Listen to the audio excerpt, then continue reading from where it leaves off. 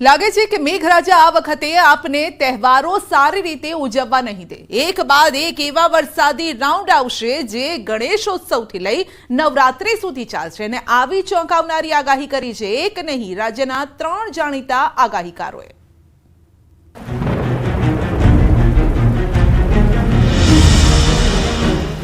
મેઘરાજા તહેવારોમાં તમને નહીં રાખે કોરા।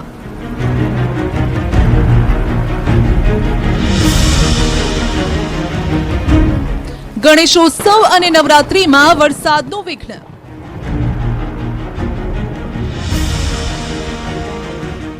ત્રણ જાણીતા આગાહીકારોની મોટી આગાહી।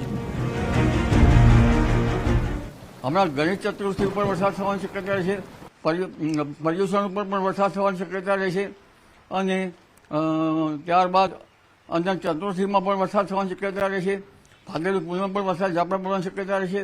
એટલે હમણાં તહેવારોમાં વરસાદ થતો જ રહેશે, પરંતુ હજુ કેટલાક ભાગમાં ભારે વરસાદના યોગો ગણી શકાય।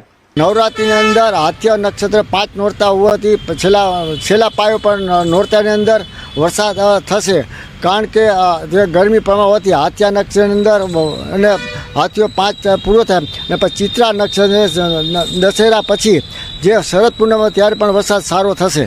જેની વાત કરવા જઈએ તો દક્ષિણ ગુજરાત, મધ્ય ગુજરાત અને ઉત્તર ગુજરાતના જે આ 3 રીજન છે, આ 3ની અંદર આ વરસાદની તીવ્રતા થોડીક વધારે જોવા મળશે। એમાં પણ ખાસ કરીને શહેરવાદ જોવા જઈએ તો દક્ષિણ ગુજરાતનું રાજપીપળા, સુરત, અંકલેશ્વર અને ભરૂચ એની અંદર એકંદરે સારા એવા વરસાદો નોંધાશે। લગભગ 4 થી લઈને 6 ઇંચ જેવા વરસાદ નોંધાઈ શકે છે। સાંભળ્યું, વરસાદ થોડો શાંત પડ્યો છે એટલે એવું ના માનતા કે મેઘરાજા તેમની સવારી લઈને બીજે ફરવા જતા રહ્યા હશે, પણ તહેવારો દરમિયાન પણ રાજ્યમાં મેઘાવી તાંડવ યથાવત રહેવાનું છે। આગાહીકાર પરેશ ગોસ્વામીના મતે હાલ સાર્વત્રિક વરસાદ જોવા નહીં મળે, પરંતુ 24 કલાક સુધી સૌરાષ્ટ્રમાં ક્યાંક ભારે તો ક્યાંક હળવા ઝાપટા પડતા રહેશે। ખાસ કરીને મધ્ય ગુજરાત અને મધ્યપ્રદેશ બોર્ડર લાગુ વિસ્તારો છે, એમાં આવનારા 24 કલાક સુધી વરસાદની તીવ્રતા અથવા તો જોર વધારે જોવા મળે તેવી શક્યતાઓ છે। ખાસ કરીને દક્ષિણ ગુજરાતની અંદર છૂટાછવાયા ઝાપટાઓ નોંધાતા રહેશે, પણ દક્ષિણ ગુજરાતની અંદર અંકલેશ્વર, ભરૂચ અને સુરતના અમુક વિસ્તારો એવા હશે કે જ્યાં મધ્યમથી ભારે ઝાપટાઓ અથવા તો અમુક વિસ્તારની અંદર મધ્યમથી સામાન્ય વરસાદ છે એ નોંધાઈ જાય તેવી શક્યતાઓ છે। તો સૌરાષ્ટ્ર કચ્છમાં આગામી 3 દિવસ વરસાદની આગાહી છે, જ્યારે કે 2 દિવસ ગુજરાતમાં ભારેથી અતિ ભારે વરસાદની આગાહી છે। હાલ રાજ્ય પર 2 સિસ્ટમની અસર થઈ રહી છે, એક તો સાયક્લોનિક સર્ક્યુલેશન અને બીજું બંગાળની ખાડીની સિસ્ટમ, જે રાજ્યમાં વરસાદી વાતાવરણ ઊભું કરી રહી છે। જો કે આ વર્ષે રાજ્યમાં 29% વધારાનો વરસાદ પડ્યો છે, જ્યારે કે સૌરાષ્ટ્ર કચ્છમાં 84% વધુ વરસાદ થયો છે। આવામાં 3 દિવસ હજુ પણ ભારે રહેવાના છે। દાહોદ અને મહીસાગરમાં અતિ ભારે વરસાદ સાથે ઓરેન્જ એલર્ટ છે, અરવલ્લીમાં પણ ઓરેન્જ એલર્ટ છે।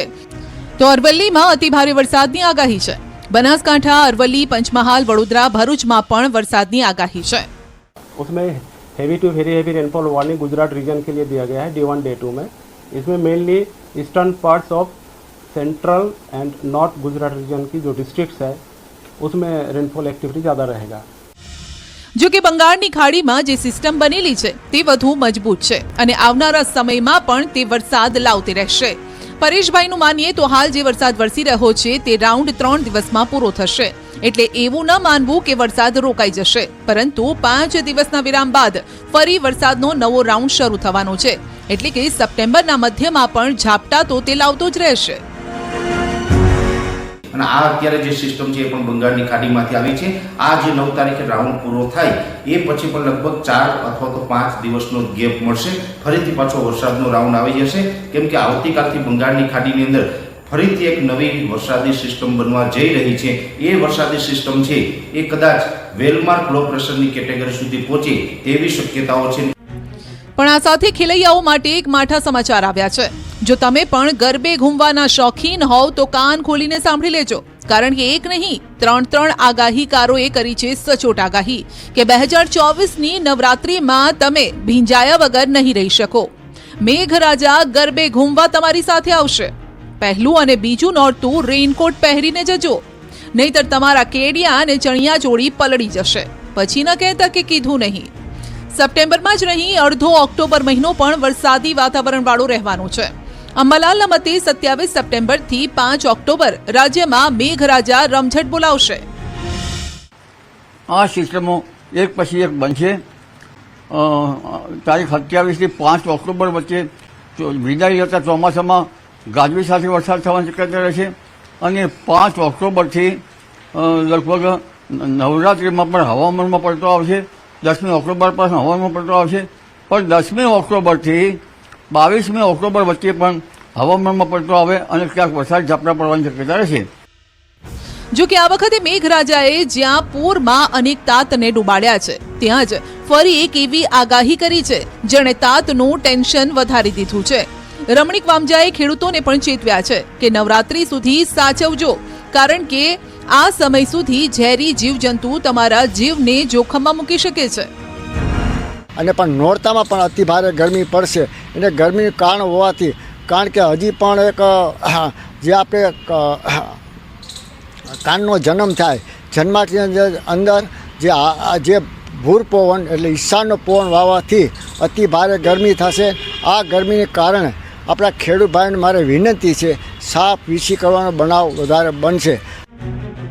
એટલું જ નહીં, જીવજંતુની સાથે તીડનો ખતરો પણ મંડાવાનો છે જે પાકને કોરી ખાશે અને કારતકમાં પણ તીડની આફત આવવાની છે.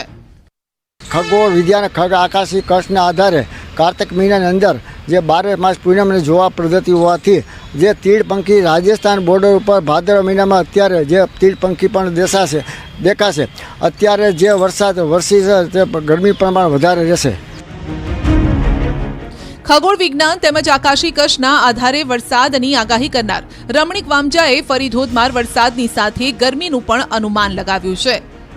એટલે કે કડાકા ભડાકા સાથે આ વખતે નવરાત્રીમાં જોરદાર વરસવાના છે મેઘરાજા. ગ્રાઉન્ડ રિપોર્ટ માટે અમારી ટીમ છોટાઉદેપુરના અંતરિયાળ વિસ્તારમાં પહોંચી. અહીંના જે દ્રશ્યો કેમેરામાં કેદ થયા છે ખરેખર હચમચાવી નાખે તેવા હતા.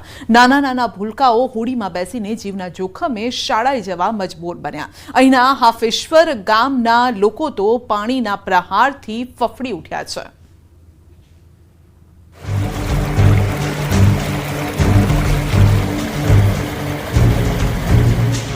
ચારે કોર પાણીનો પહેરો,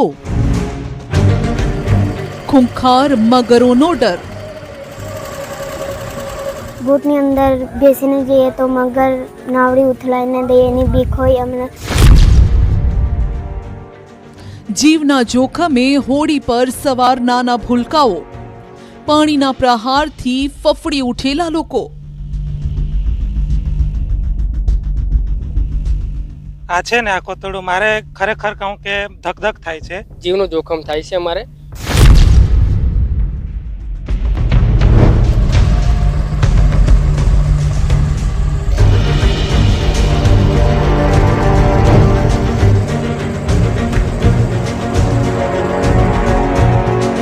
ચોમાસું આવે અને આ વિદ્યાર્થીઓ પર આવી પડે છે મુશળધાર મુશ્કેલી. તકલીફ એટલી હદે કે હાફેશ્વર ગામના વિદ્યાર્થીઓને શાળા સુધી પહોંચવા માટે પણ જળ સાથે રીસરનો જંગ ખેલવો પડે છે. અને જીવનું જોખમ તો ખરું જ. એક તો નદીના પાણીનો ડર અને બાકી હતું તો ખૂંખાર મગરનો પણ ખતરો. પાકો રસ્તો ન હોવાથી ચારેકોર પાણી અને ભયના ઓથાર હેઠળ અહીંના વિદ્યાર્થીઓને શાળાએ પહોંચવા મજબૂર થવું પડે છે. પાણી સાથે બાદ ભીડીને શાળાએ પહોંચી રહેલા આ નાના ભૂલકાઓના ચહેરાઓને ભણીને આગળ વધવું પડે છે. પરંતુ આ ચહેરાઓ પર ખૌફ પણ દેખાઈ રહ્યો છે અને તેનું કારણ છે રસ્તાનો અભાવ. રસ્તો ન હોવાથી આ બાળકો બોટનો સહારો લઈને શાળા સુધી પહોંચે છે. દરરોજ નાવડીમાં બેસીને જઈએ છીએ 4 મહિના સુધી અને અમારે નાવડીમાં બેસીને જવાનું હોય છે. અને બોટની અંદર બેસીને જઈએ તો મગર નાવડી ઉથલાઈને દે એની બીક હોય અમને. જીવનું જોખમ થાય છે અમારે, કેમ કે અમે એક તો મગરનો બીક, એક બાજુ નાવડી બિચારા લઈને આવે તો 2-3 કિલોમીટર લેવા જાય એટલે કે 5-6 લીટર પેટ્રોલ બગાડીને પણ એ મા બાપ કે અથવા બીજો કંઈ પણ ખર્ચો કરી શકે મૂકીને જાય. હાફેશ્વર ગામ ગુજરાતના છેવાડાનું ગામ છે, જે મધ્યપ્રદેશ અને મહારાષ્ટ્ર એમ 2 રાજ્યોને અડીને આવેલું છે. નદીના એક કિનારે મધ્યપ્રદેશની હદ છે, જ્યારે કે બીજા છેડે મહારાષ્ટ્રની હદ છે અને વચ્ચે હાફેશ્વર ગામના 12 ફળિયા આવેલા છે. અહીં જે બાળકો રહે છે તેને રસ્તાના અભાવે ચોમાસામાં ભણવા માટે બોટમાં જવું પડે છે. દાવો છે કે સ્થાનિકો પાસે જે બોટ છે તે ખખડધજ હાલતમાં છે.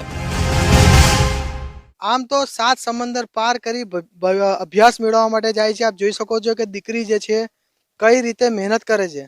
તેઓને બોટથી બહાર આવવું કેટલું મુશ્કેલ છે, બોટમાંથી અંદર જવું અને સ્કૂલે પહોંચવું. ખરેખર આ વિસ્તારના જે આદિવાસી છે તેઓ લોકો રજૂઆત કરે છે ક્યાંક ને ક્યાંક વ્યવસ્થા કરવામાં આવે, સારી બોટ જો મૂકવામાં આવે તો પણ આ ગામની જે વિદ્યાર્થીઓ છે, કન્યાઓ છે, સારી રીતે અભ્યાસ મેળવી શકે. પરંતુ સુવિધા ના હોય તેના કારણે આજે ગામના કેટલાક વિદ્યાર્થીઓ શિક્ષણથી વંચિત છે, જેના કારણે હાલ આ ગામના લોકો ફક્ત એક જ માંગ કરે છે કે આજે નદીની અંદર એવી સારી બોટ મૂકવામાં આવે જો કોઈ આ વિદ્યાર્થીઓ સારી રીતે સ્કૂલ સુધી પહોંચે. હાફેશ્વરના સામેના કિનારે પ્રાથમિક શાળા આવેલી છે. દાવો છે કે કાચો રસ્તો સુમસાન હોવાથી દીકરીઓ માટે એ રસ્તેથી જવું યોગ્ય નથી, જેથી મજબૂરીવશ તેઓ બોટનો જ સહારો લે છે. જો કે બોટમાં જાય તો મગરનો ભય રહે છે. હાફેશ્વરના વિદ્યાર્થીઓ અને વાલીઓ સરકાર પાસે બીજું કંઈ નહીં પરંતુ ચોમાસાના 4 મહિના માટે યોગ્ય વ્યવસ્થાની માંગ કરી રહ્યા છે.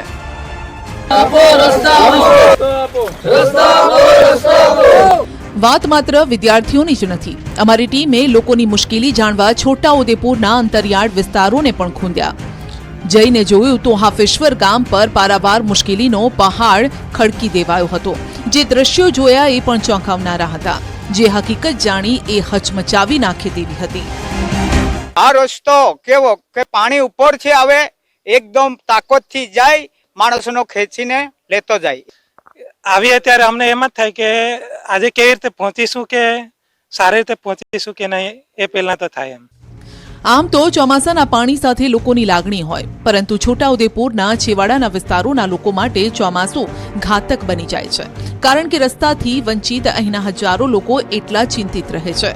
નર્મદા નદીના કિનારે વસેલા હાફેશ્વર ગામના લોકોની વ્યથા અપાર છે.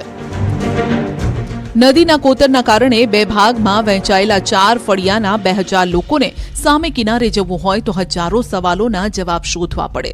3 કિલોમીટરનો કાચો રસ્તો પાર કરવો પડે. મોટા વાહનો જઈ શકે તેવી કલ્પના કરવી પણ મુશ્કેલ છે. સ્થિતિ એટલી હદે અઘરી છે કે કોઈ બીમાર પડે તો જોડીનો સહારો લેવો પડે. કેમ કે ઢીલાવાળી કેસ હોય તો લાકડા સાથે ઝૂલી બાંધીને લાવે, તો મેન રસ્તે જાતે વધારે પડતું કંઈક હોય તો રસ્તામાં જ થઈ જાય. બહુ મુશ્કેલી. આ રસ્તો કેવો કે પાણી ઉપરથી આવે, એકદમ તાકાતથી જાય, માણસનો ખેંચીને લેતો જાય. એ માણસનો 4-5 માણસોને બોલાવીને નાળામાં સામું પાર કરવું પડે. પણ આ મોટો રસ્તો, મોટો નાળો, એ તો ઉતરવાનું, વધારે નાળામાં પાણી આવતો હોય તો 2 કલાક 3 કલાક ને તો અહીંયા જ નાઈટ રહેવું પડે. એક પાર જાય તો ત્યાં જ રહેવું પડે. એનું રોટલા પણ ના જડે, પાણી પણ નજીક મકાન હોય, નજીક માણસ હોય ને તો એનું સેવા જડે. એ બહુ દુઃખ અમારે છે. આમ તો આ વિસ્તારને સૌંદર્યના અખૂટ ખજાનાની કુદરતે ખોબલે ને ખોબલે ભેટ આપી છે. પરંતુ જ્યારે સિક્કાની બીજી બાજુ જોઈએ ત્યારે ચોમાસા દરમિયાન આ જ લોકો કુદરતની થપાટો સહન કરતા હોય છે. ચોમાસું આવતા જ ગામના પાકા રસ્તાનો અભાવ લોકો માટે મુશ્કેલીનો મહાપહાડ ઊભો કરી દે છે. કવાંટ તાલુકાના અંતરિયાળ વિસ્તારની અંદર ન્યૂઝ 18 ગુજરાતીની ટીમ પહોંચી છે અને ખાસ કરીને હાફેશ્વરનો વિસ્તાર બતાવવાનો પ્રયત્ન કરીશું. આમ તો આજે ડુંગરોની ટરેડીની વચ્ચે આવેલું જે હાફેશ્વર ગામ છે, કુદરતે ખૂબ સુંદર આ અહીંયાથી નજારો આપ્યો છે. પરંતુ આજે નદીની અંદર 2 ફળિયા વેચાઈ ગયા છે. 4 ફળિયા નદીની સામેની કિનારે આવેલા છે અને આ ગામના લોકો જે છે બહાર નીકળવા માટે જ્યારે પણ આ નદીની અંદર ભારે પૂર આવે છે, ભારે પાણી આવે છે, ત્યારે બહાર નીકળવા માટે જજુમે છે. કારણ કે અહીં કોઈ પાકો રસ્તો નથી. આમ તો આઝાદીને વર્ષો વીતી ગયા, પરંતુ આજે ગામના લોકો વિકાસથી વંચિત છે.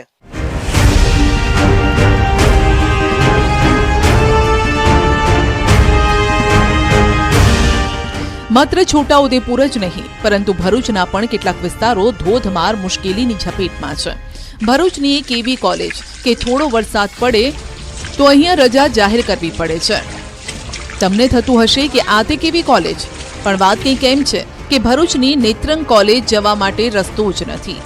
કોલેજ જવાના રોડના હાલ જોઈ લો. રોડ પર વાહન તો શું, ચાલવું પણ મુશ્કેલ છે.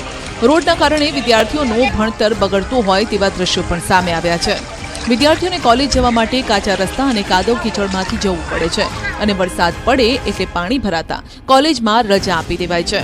દ્રશ્યોમાં જોઈ શકાય છે કે વિદ્યાર્થીઓ પાણી અને કાદવ કીચડમાંથી ચાલીને પસાર થવા મજબૂર છે. અહીંથી બાઇક લઈને જે પસાર થઈ જાય છે એ જાણે જંગ જીતી ગયા હોય તેવી અનુભૂતિ કરે છે. વિદ્યાર્થીઓનું કહેવું છે કે છેલ્લા કેટલાય વર્ષોથી આ જ સ્થિતિ છે અને અનેક રજૂઆત બાદ પણ કોઈ પગલાં નથી લેવાયા.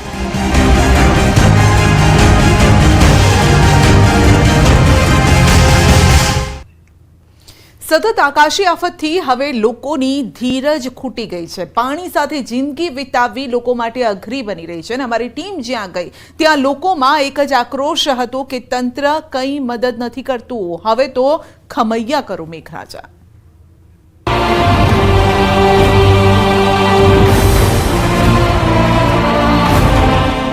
એક મૃતદેહને સ્મશાન પહોંચાડવા માટે એક પરિવારને પાણી સાથે રેસનની બાથ ભેળવી પડી. પાણીનો પાવર એટલો કે ટ્રેક્ટરમાં સ્મશાન યાત્રા કાઢવી પડી. ખાટલા પર નનામી મૂકવી પડી. હવે આનાથી વિશેષ પરેશાની, હાલાકી કે હાડમારી બીજી કઈ હોઈ શકે.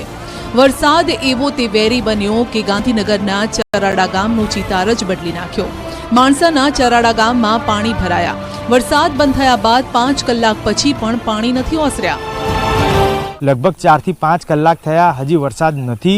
તેમ છતાં પણ ગાંધીનગર અને માણસાની આસપાસના તમામ ગામો જે છે તે અત્યારે હાલ પાણીમાં ગરકાવ થયા છે, જળમગ્ન થયા છે.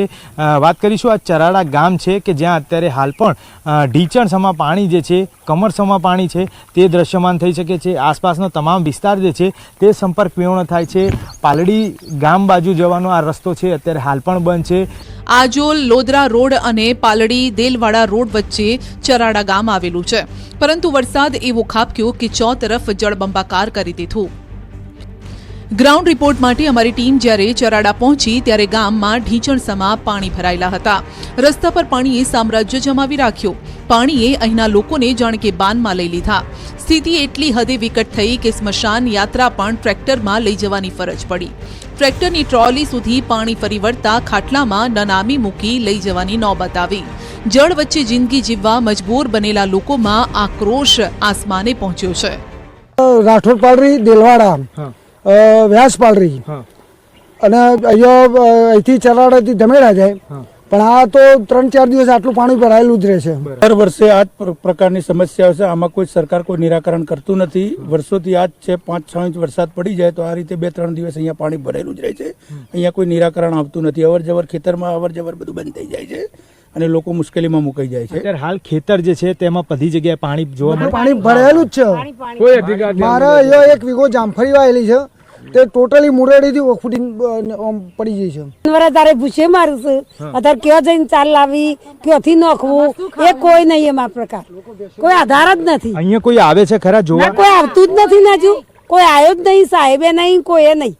એટલે અત્યારે જાનવર પૂછે મારું ક્યાંથી ચાલ લાવવા જવાનું. તો જળ વચ્ચે ઝઝૂમતા લોકોની વ્યથા જાણવા અમારી ટીમ માણસાના ઈટાદરા ગામે પહોંચી. માણસા તાલુકાનું જ વધુ એક ગામ ઈટાદરા જળમગ્ન થયું છે. ઈટાદરા પર આફત માત્ર વરસાદી પાણી જ નથી લાવ્યું, પરંતુ ગામનું નાથીબા તળાવ પણ ઓવરફ્લો થયું છે, જેણે તારાજી સર્જી.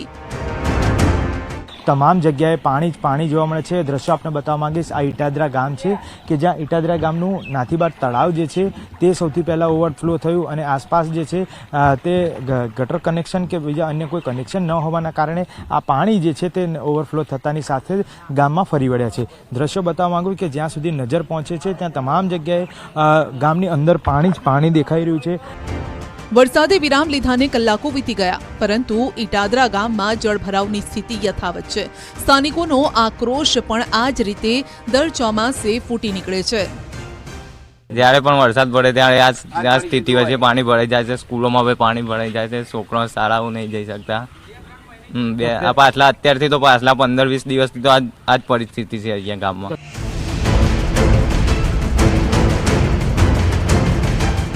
પાણીની સમસ્યા આજની નથી, આ વર્ષોથી સમસ્યા છે. વારંવાર કહેવા છતાં કાંઈક કોઈ કાર્ય થતું નથી. અહીંયા જીવજંતુઓ પણ પાણીમાં ફરતા હોય છે. વીજનો કરંટ લાગવાની પણ લોકોને બીક લાગે છે. લોકો ત્રહીમામ થઈ ગયા છે, કશું પણ ધ્યાન આપવામાં આવતું નથી. 75 વર્ષનો 4 વાગ્યાથી પાણી કાઢું છું મારા ઘરમાંથી, પણ તોય પાણી આવે જ જાય છે, આવે જ જાય છે. પાણીની સમસ્યાને લઈ આ દાદાએ ઠાલવેલી હૈયાવરાળ અને આક્રોશ સ્વાભાવિક છે, કારણ કે પાટણના રાધનપુરમાં ખાબકેલા 4 ઇંચ વરસાદે લોકોના ઘરને ઘેરી લીધું. વલ્લભનગર સોસાયટીમાં ઘૂંટણસમાં પાણી ભરાયા. પાણીએ એટલો ઘેરાવ કર્યો કે લોકોની ઘરવખરી પાણીના હવાલે થઈ ગઈ. પાટણના હરિપુરા રામનગર વિસ્તારના રહીશો પાણીથી એટલી હદે કંટાળ્યા છે કે વિરોધ માટે થાળી વેલણ લઈને નીકળી પડ્યા. અહીંના લોકો બેવડી મુશ્કેલીમાં ઘેરાયેલા હતા. એક તરફ વરસાદી પાણી, બીજી તરફ ભૂગર્ભ ગટરના ગંદા પાણીએ લોકોનું જીવવું હરામ કરી નાખ્યું. કેટલાય દિવસોથી પાણીનો નિકાલ ન થતા થાળી વેલણ વગાડી તંત્ર સામે વિરોધનો વંટોળ ઉભો કર્યો. સૂત્રોચ્ચાર કરીને અહીંના લોકોએ પાણીની સમસ્યાથી છુટકારો મેળવવા તંત્ર સામે ભારોભાર રોષ પણ ઠાલવ્યો છે, અરજ પણ કરી છે. તો પાણીની પડોજણથી સ્માર્ટ સિટી અમદાવાદ પણ બાકાત ન રહ્યો. શહેરના નિકોલ વિસ્તારમાં રસ્તા પર નદી જેવા દ્રશ્યો સર્જાયા. નિકોલ વિસ્તારની કાનબા હોસ્પિટલથી શાલિગ્રામ ચોકડી તરફ સમગ્ર વિસ્તાર પાણીમાં ગરકાવ થયો. પંચામૃત ઇન્ટરનેશનલ સ્કૂલ પાસે પાણી ભરાતા વિદ્યાર્થી અને વાલીઓ હેરાન થયા. આ દરમિયાન શાળાએ બાળકને મૂકવા વાહન લઈને નીકળેલા એક મહિલા પાણીમાં ફસાતા અમારી ટીમ તેમની મદદે પહોંચી. પાણીમાં ફસાયેલા વાહનને બહાર કઢાવ્યો.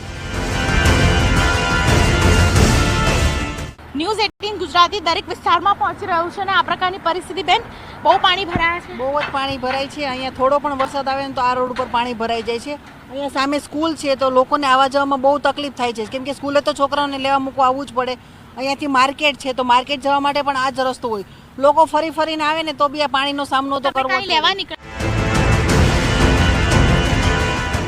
માત્ર નિકોલ જ નહીં, સરસપુર વિસ્તારમાં જે સ્થિતિ છે તે જળબંબાકારથી ઓછી નથી. ચોતરફ પાણી જ પાણી, અને પાણી વચ્ચે બળાપો કાઢતા વાહન ચાલકોનો આક્રોશ પણ 7મા આસમાને પહોંચ્યો છે.